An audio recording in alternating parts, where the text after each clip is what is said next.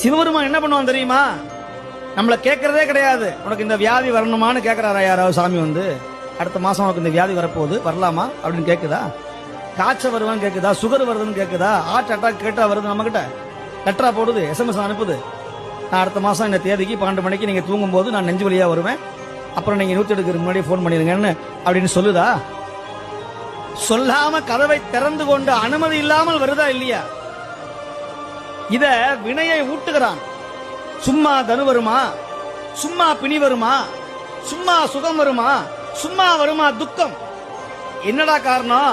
நீங்க நம்ம செய்த முன்னால் செய்த வினைக்கு ஈடா வருமா? உங்களுக்கு எங்கெங்கெல்லாம் இருந்து ஞானம் வருகிறதோ, எங்கெங்கிருந்தெல்லாம் உங்களுக்கெல்லாம் நல்ல அறிவு வருகிறதோ அதுதான் குரு. ஒரு காக்காவை பார்த்து உங்களுக்கு ஞானம் வந்ததுன்னா காக்கா தான் குரு. ஒரு கழுதையை பார்த்து உங்களுக்கு